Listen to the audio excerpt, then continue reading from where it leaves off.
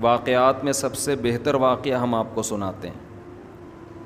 یہودی نبی صلی اللہ علیہ وسلم کے پاس آئے اور آپ سے پوچھا کہ اگر آپ سچے نبی ہیں تو آپ یہ بتائیں کہ بنی اسرائیل تو ارض شام میں ہوتے تھے، یہ مصر کیسے پہنچ گئے؟ کیونکہ مصر سے نکالا نا فرعون کا جو چل رہا تھا حضرت موسیٰ کے دور میں، وہ تو سارے بنی اسرائیل کہاں تھے؟ مصر میں تھے۔ تو سوال پیدا ہوتا ہے ابراہیم علیہ السلام کا جو اصل وطن تھا اور ان کی آل اولاد کا جو اصل وطن تھا وہ تو شام تھا، فلسطین تھا، تو یہ فلسطین سے مصر گئے کیسے؟ تو چونکہ یہود و نصارہ تو یہ واقعہ جانتے تھے، تو انہوں نے امتحان لیا کہ اگر یہ اللہ کے سچے نبی ہیں تو آپ بتائیں۔ تو اس پہ پوری سورہ یوسف ایک ہی وقت میں نازل ہوئی ہے، پوری سورہ یوسف ایک ہی وقت میں نازل ہوئی، اور قرآن مجید میں یہ واحد واقعہ ہے جو A to Z ترتیب سے بیان کیا گیا ہے، ورنہ کسی پیغمبر کا واقعہ ترتیب سے بیان نہیں ہے، کیونکہ قرآن کوئی تاریخی کتاب نہیں ہے، واقعات کی کتاب نہیں ہے۔ وہ تو جس واقعے کے جس پہلو میں جو سبق ملتا ہے اس کو اللہ نے نمایاں کر دیا۔ تو یہ پہلا ایک واقعہ ہے جس کو اللہ نے ترتیب سے بیان کیا۔ پھر قرآن میں ہر واقعہ کئی بار بیان ہوا ہے، یہ واحد واقعہ ہے جو ایک ہی دفعہ کمپلیٹ بیان ہوا، دوبارہ کہیں اس کا تذکرہ پورے قرآن میں نہیں ہے۔ تو بہت عبرت کے واقعات ہیں اس میں، بہت سے اسباق ہیں، وہ انشاءاللہ جلدی میں بیان کروں گا۔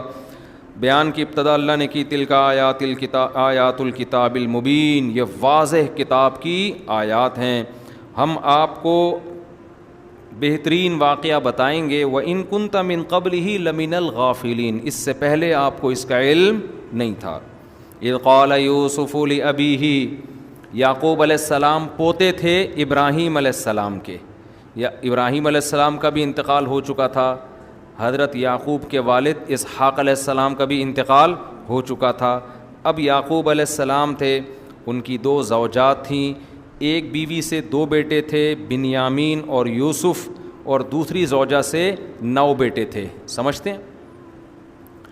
تو اب چونکہ ابراہیم علیہ السلام اللہ کے پیغمبر، آپ کی اولاد میں اللہ نے حسن، انبیاء تمام حسین ہوتے ہیں، ایک بات خوب سمجھ لیں، تمام پیغمبر آدم سے لے کے محمد صلی اللہ علیہ وسلم تک ہر لحاظ سے اللہ نے ان کو کامل بنایا ہے، تاکہ کوئی بھی ان پر کسی بھی طرح کا اعتراض نہ کر سکے۔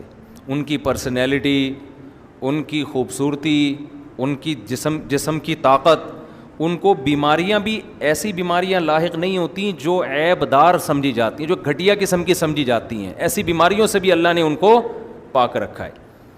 تو اب ابراہیم علیہ السلام کے بیٹے، پھر ان کے بیٹے، تو یہ پیغمبروں کا خاندان تھا۔ پھر انسان جب حلال کھاتا ہے اور صفائی ستھرائی کرتا ہے تو ویسے بھی الگ ایک اس میں حسن آ جاتا ہے۔ یقین نہ آئے تو چائنا والوں کے ساتھ بیٹھ کے کبھی آپ سفر کر کے دیکھ لیں جہاز میں، حالانکہ اپنے پیسوں سے کھایا ہوگا، لیکن چونکہ کتا خرید کے کھایا ہے نا، اور آپ نے چوری کی بکری کھائی ہوگی، پھر بھی آپ کے منہ پہ نور ہوگا، اس کے منہ پہ عجیب سی معذرت کے ساتھ، چائنا والے بھی اب اردو سیکھ گئے، سننے لگے ہیں بیان، ایک چائنا والا مجھے ملا کہ سنتا ہوں میں آپ کو، تو عجیب سی اس کے منہ پہ نا عجیب سی وہ پڑی ہوئی ہوگی مصیبت، پھٹکار تو ذرا سخت لفظ ہو جاتا ہے۔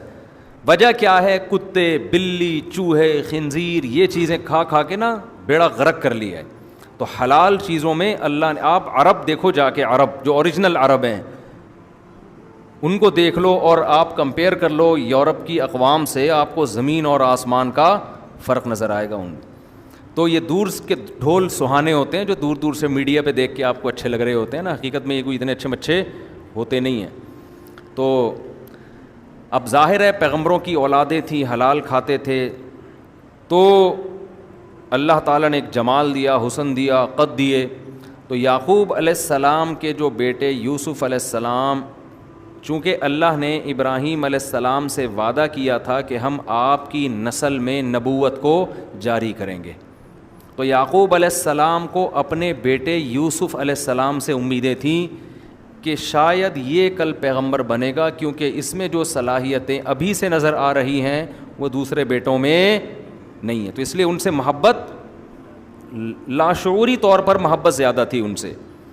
تو قرآن کہتا ہے اذ قال یوسف لابیہ، ایک دن یوسف علیہ السلام نے اپنے والد کو خواب سنایا کہ میں نے 11 ستارے اور سورج اور چاند دیکھے، رأیتہم لی ساجدین. 9 بیٹے تھے 10 بیٹے تھے، مجھے ذہن سے نکل گیا. 9 بیٹے تھے نا، 11 بیٹے تھے میرا خیال ہے، 11 بیٹے. تو میں نے 11 ستارے اور سورج اور چاند کو دیکھا کہ وہ مجھے سجدہ کر رہے ہیں. تو یعقوب علیہ السلام سمجھ گئے کہ یہ بیٹا میرا، اس کو اتنا خاندانی خواب آیا ہے، یقیناً اللہ کی طرف سے کوئی خوشخبری ہے. کہنے لگے یا بنی لا تقصص رؤیاک علی اخوتک، اپنے بھائیوں کے سامنے اس خواب کا تذکرہ نہ کرنا، مجھے ڈر ہے کہ وہ تمہارے خلاف کوئی تدبیر نہ کر لیں، حسد کا شکار نہ ہو جائیں. سمجھتے ہو ان کو حسد جیلسی ہو سکتی ہے نا. اس سے ہمیں کیا سبق ملتا ہے؟ ہر نعمت ہر ایک کے سامنے بیان کرنے کی نہیں ہوتی. آپ سمجھتے ہیں میں بتاؤں گا نا میری لاٹری تو خیر حرام ہوتی ہے، میری اتنا فائدہ ہو گیا اللہ خوش ہو جائے گا. ہو سکتا ہے وہ اوپر سے خوش ہو رہا ہو، اندر سے تڑپ رہا ہو. بعض آپ بتاتے ہیں ابے میری جاب مل گیا، ابے میرا ویزا آ گیا، بتاتا پھر رہا ہوتا ہے. تو وہ آپ مشکل ہے کہ وہ خوش ہو رہا ہو، وہ نقصان پہنچانے کی فکر میں نہ لگ جائے، نظر بد نہ لگا دے. تو یہ سب چیزوں کا خطرہ ہوتا ہے. وَكَذَلِكَ يَجْتَبِيكَ رَبُّكَ، انہوں نے تعبیر بتائی تیرا رب تجھے منتخب کرنا چاہتا ہے اور تجھے خوابوں کی تعبیریں سکھائے گا. انہوں نے اس خواب سے اندازہ لگا لیا کہ اللہ ان کو خواب کی تعبیر سکھائے گا. کیسے لگایا اللہ ہی بہتر جانتے ہیں. اور اللہ نے جو تیرے باپ دادا پر جو انعام کیا ہے، وہ انعام کیا ہے؟ مذہبی رہنما بنایا ان کو. تو وہ انعام اللہ تیرے ذریعے سے مکمل کرے گا. یعنی اللہ تجھے بھی لوگوں کا روحانی پیشوا بنائے گا. روحانی پیشوا بننا یہ بہت بڑی نعمت ہے. آج کل آپ ڈاکٹروں کی قدر لوگوں کی نظر میں ہے، انجینئروں کی قدر ہے، سائنسدانوں کی قدر ہے. مذہب کے لحاظ سے جو موٹیویٹ کرنے والے لوگ ہیں، مذہب کے لحاظ سے گائیڈ کرنے والے لوگ ہیں، لوگوں کی نظر میں ان کی قدر ختم ہو گئی. لوگ کہتے ہیں مولوی لوگ ہیں فالتو کسی کام کے نہیں ہیں، ان کا کیا کرنا ہے، بتا دیں گے نماز پڑھو، روزہ رکھو، زکوٰۃ دیا کرو، بس یہی آتا ہے ان کو، اور پرتھی وتری تو نکال نہیں سکتے گردوں سے ہی. تو وہ کہہ رہے ہیں کہ اللہ تجھ پر احسان کرے گا، اللہ تجھ پر احسان کرے گا. تو اس سے میرے بھائی اپنے بچوں کو عالم بنانے کی فکر بھی کیا کرو. بچوں کو ڈاکٹر بھی بنائیں، ایک کو آرمی میں بھیجیں، ایک کو CSS کروا لیں اور کچھ بھی کروا لیں، لیکن ایک آدھ بچہ دین کے لیے بھی وقف کریں. تو لقد کان فی یوسف و اخوتہ آیات للسائلین، انہوں نے تو خواب سنا کے چلے گئے. بھائی خواب آیا ہے، کسی کو نہیں بتایا یوسف علیہ السلام نے. لیکن بھائیوں کے دل میں پہلے سے ہی جیلسی. بھائی جو تھے نا دوسرے، انہوں نے مل کے پروگرام بنایا. اذ قالوا لیوسف واخوہ احب الی ابینا، یوسف اور اس کا بھائی ہمارے ابا کو زیادہ محبوب ہے. ابا کے لاڈ پیار زیادہ کس کی طرف ہیں؟ ہے بھائی یوسف اور اس کے چھوٹے بھائی کی طرف، حالانکہ یہ دونوں چھوٹے ہیں. وَنَحْنُ عُصْبَةٌ، اور ہم ایک مضبوط جماعت ہیں، لمبے چوڑے قد کے، بڑی عمر کے، لڑائیوں میں موقع ہر جگہ باپ کا سہارا بننے والے. تو باپ کو ہم سے محبت ہونی چاہیے، ان سے نہیں ہونی چاہیے. اِنَّ أَبَانَا لَفِي ضَلَالٍ مُبِينٍ، ہمارے ابا کھلی غلطی میں پڑے ہوئے ہیں. اقتلوا یوسف، یوسف کو قتل کر دو. اب اطرحوہ ارضاً، یہ ایسی زمین میں جا کے ڈال دو، یخلو لکم وجہ ابیکم، تمہارے ابا کا چہرہ تمہارے لیے خالی ہو جائے. کچھ دن ابا یاد کر کے روئیں گے، اس کے بعد تم اور تمہارے ابا.